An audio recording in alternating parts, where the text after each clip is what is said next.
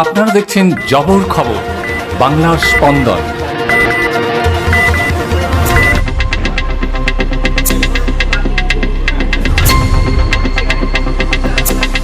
কাউন্সিলরদের নিয়ে বৈঠকে নবনির্বাচিত বিধায়ক রূপা গাঙ্গুলি। নির্ভয়ে কাজ করুন, কাটমানি তোলাবাজি বরদাস্ত নয়, কাউন্সিলরদের উদ্দেশ্যে বার্তা দিলেন বিধায়ক। সুন্দর করে ভালো করে কাজ হবে। অনেক জায়গাতে কাউন্সিলর পদত্যাগ করছে, চেয়ারম্যান পদত্যাগ করছে, মেয়র পদত্যাগ করছে। এখানে তো আজকে সবার মুখে হাসি দেখে কি মনে হলো কেউ পদত্যাগ করছে? কেউ পদত্যাগ করছেন না, কেউ করছেন না। সবাই নির্বাচিত মানুষ, তারা ভালো করে কাজ করবেন, প্রমাণ করবেন। আমি ওদের কাউকে নিরাশ করতে চাই না, কিন্তু আমি জানি বিজেপি জিতবে পরে বড়। রাজ্যের বিভিন্ন পুরসভায় কাউন্সিলর, চেয়ারম্যান ও মেয়রদের পদত্যাগের জল্পনার মধ্যেই রাজপুর সোনারপুর পুরসভার সোনারপুর দক্ষিণ বিধানসভা এলাকার কাউন্সিলরদের নিয়ে গুরুত্বপূর্ণ বৈঠক করলেন বিজেপি বিধায়ক রূপা গাঙ্গুলি। বৈঠকে 18 জন কাউন্সিলরদের মধ্যে 16 জন উপস্থিত ছিলেন, বাকি 2 জন বাইরে থাকায় উপস্থিত থাকতে পারেননি।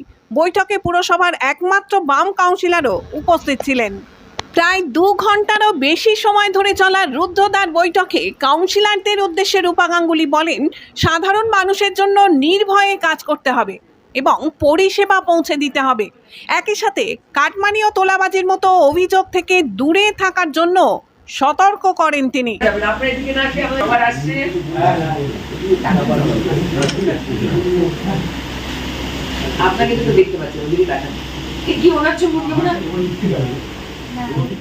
বৈঠক শেষে কাউন্সিলররা জানান, বিধায়কের সাথে আলোচনায় তারা সন্তুষ্ট।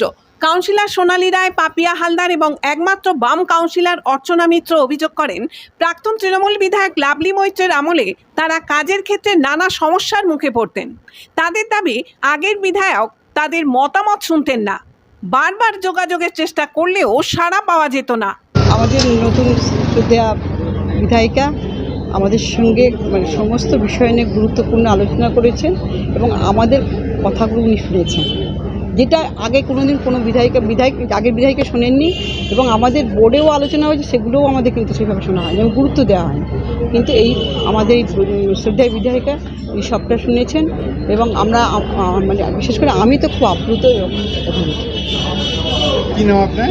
আমার নাম অর্চনা মিত্র, 16 নম্বর কাউন্সিলর।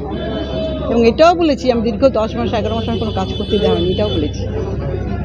কারণ আমার এই ইলেক্টেড পার্সন হয়েও আমি কিন্তু সেভাবে আমাকে হেল অ্যান্ড হেভেন ডিফারেন্স। এই বিধায়কের সঙ্গে কথা বলে আলোচনা করে ফুললি স্যাটিসফাইড। সবথেকে আনন্দের বিষয় আমি দেখলাম, যা যা আলোচনা হলো উনি নিজের হাতে সবটুকুই নোটপ্যাডে নোট ডাউন করলেন। এটা আমি আগের বিধায়ককে দেখিনি, জীবন মুখোপাধ্যায় এটা করতেন।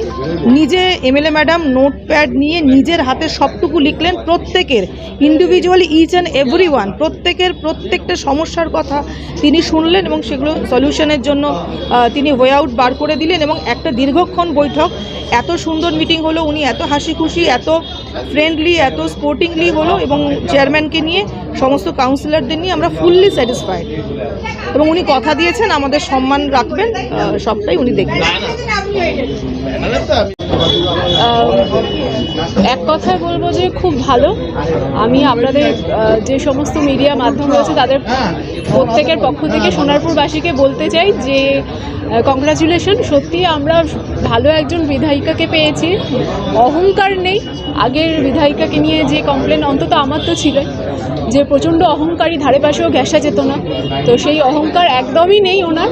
ধারে পাশে ঘেঁষতে পারছি, সব কথা বলতে পারছি। আর একটা যেটা বিষয়, অনেকগুলোই বিষয় রয়েছে, তার মধ্যে আরও একটা বিষয় হচ্ছে যে অন্য কোনো বিধায়িকা বা বিধায়ক হলে যেটা হতো যে 1 মাস 2 মাস ধরে জিতে আসার পর সংবর্ধনা নিতে নিতেই কেটে যেত। তো ওনার ক্ষেত্রে যেটা আলাদা দেখতে পেলাম আমরা, যে উনি অফিসে ঢুকছেন, চেয়ারম্যান রুমে উনি ঢুকছেনই কাজের কথা বলতে বলতে, বেরোলেনও কাজের কথা বলতে বলতে। তো উনি কাজের মানুষ, খুব তাড়াতাড়ি ডিসিশন নেন, এটা খুব ভালো লাগলো। চোখের যত্ন নিন, চোখ আপনার অমূল্য সম্পদ, আপনার চোখকে রাখুন নিরাপদ। চোখের যে কোনো সমস্যায় চলে আসুন, জয়নগর রক্ততলায় সুপ্রাচীন চক্ষু চিকিৎসা কেন্দ্র আইসেফে চক্ষু চিকিৎসা মানেই আইসে জয়নগর রথতলা মোড়।